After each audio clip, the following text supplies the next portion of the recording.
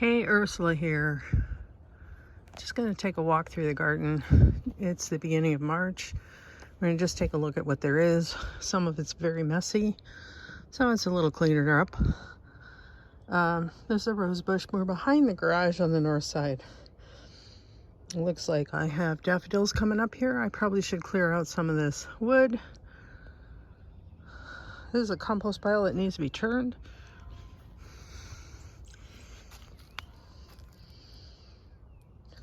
In theory, there is a hazelnut tree there, and that's a lot of work needs to be done back here.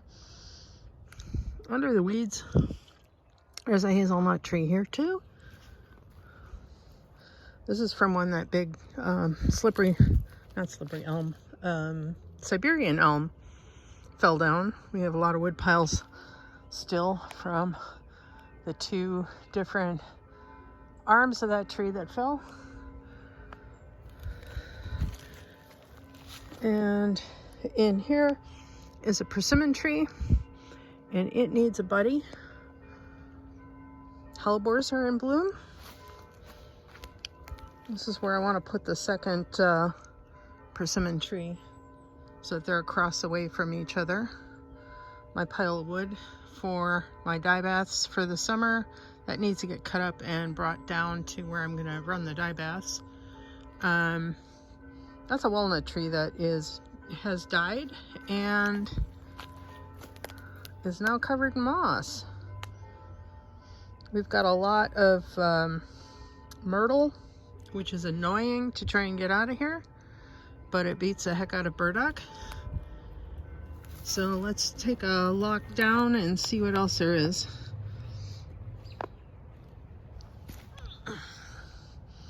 I've been working at covering this with cardboard and putting sawdust on it. There's still more work to be done.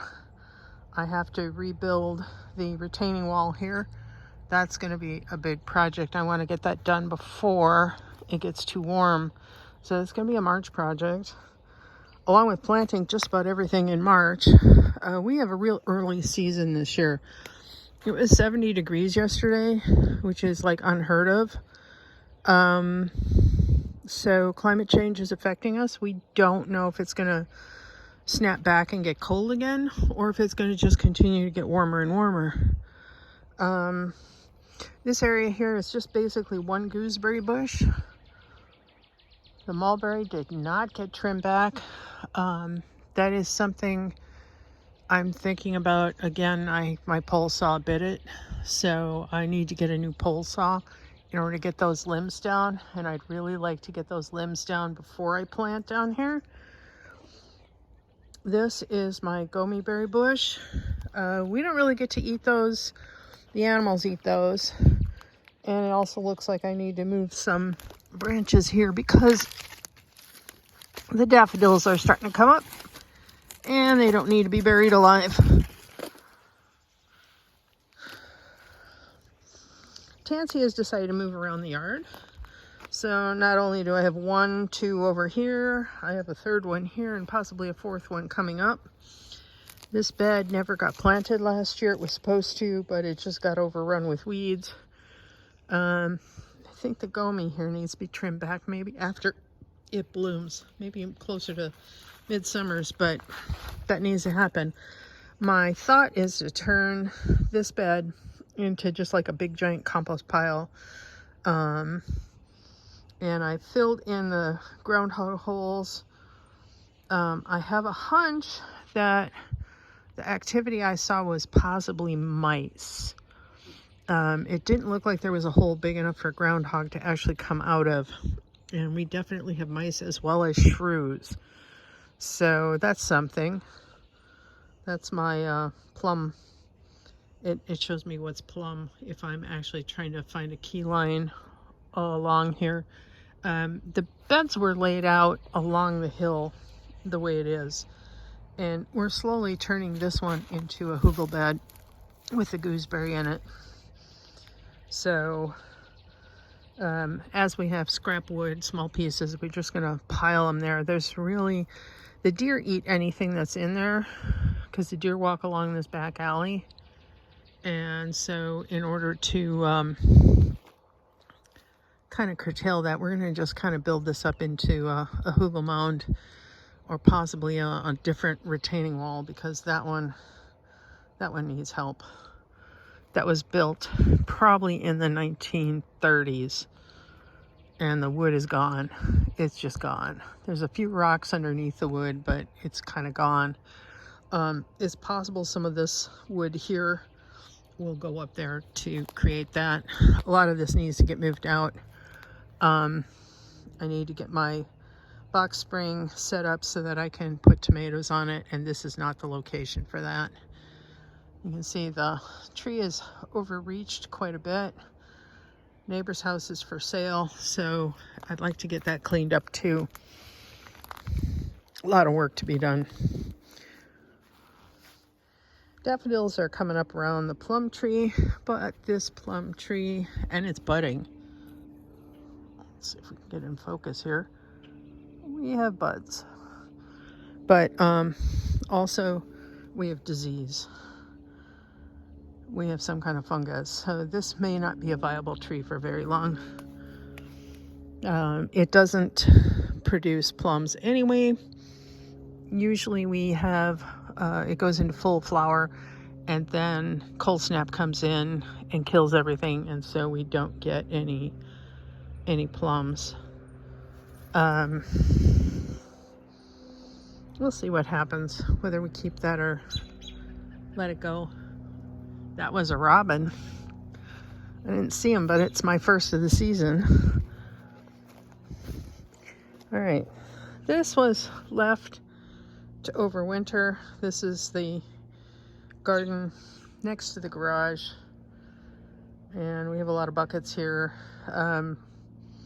The rain barrel is not hooked up because we're not past freeze yet. It's probably going to get laid flat again soon, so it doesn't pick up any water. Basically, I've been back here measuring this, trying to figure out what I'm going to plant here this year. And unless I can get that tree branch dropped, this is going to be shade. Currently, it looks like I've got some spinach in here. I have one lettuce that overwintered. Some carrots. And some parsley. Not sure what's in the front ones, but I want to take a look at this because I'm trying to figure out how many blocks of brick I have back here, and we need to kind of straighten this. This is really crooked. We were following the contour of the hill, and that worked out fine for a while, but right now, not so much. It needs to be, I need to be able to put in trellising, and we're having issues with it falling down the hill. So this needs to be fixed up. Raspberries are doing pretty good. I put in little fences to support them. We might add one more on this end later. I do have extra poles to put in here. This guy's going to get shrunk back. We're going to make just an edge garden, because we don't know what the new neighbors are going to be like, and we don't know if there'll be dogs coming through this fence. That's kind of where the pallets came in last year, was when we had a dog that was very disrespectful. So that's why those are there. They can get moved, and they can just get put in a stack in the back for now. This part of the garden got covered for the winter. Strawberries underneath there. Let's come a little closer and take a look. I need to run new clothesline too. Clothesline's seen better days. It has most definitely seen better days. So, you know, it is a mess. It is what it is.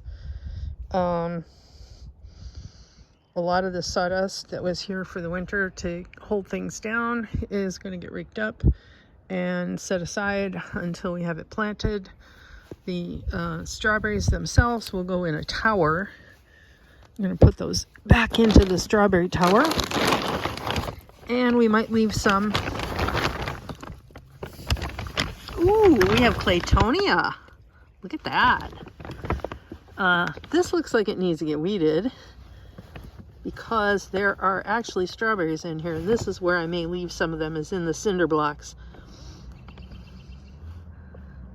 So yeah, it looks like we got a crop underneath the plastic. Who knew? All right. And this was new this winter. We've been feeding the birds and the squirrels and keeping track and having fun keeping track of all the different birds that come and visit us. Go around and show you the pile of mulberry that needs to be cut up.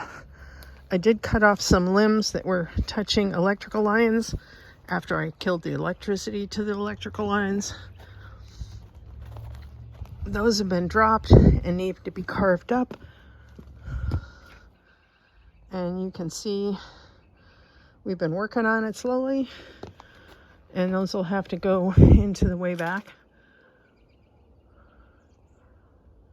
Lots of birds. They'll be nesting soon. So there's one more branch I want to get. And see those two there?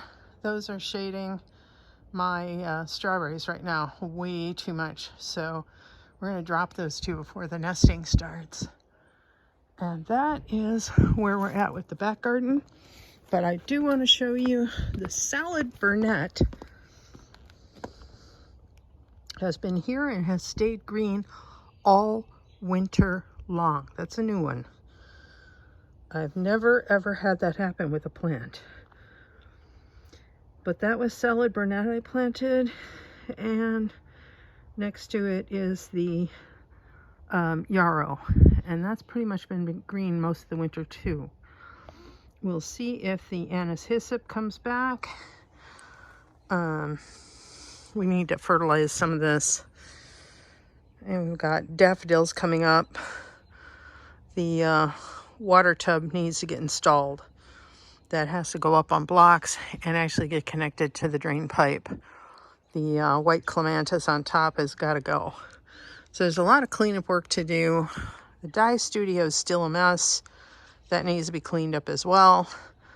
If we get around to replacing the back porch this year, that's all got to go. So there's a lot of work to do, and stick around. Let's see what I get done. Take care, everybody. Happy gardening.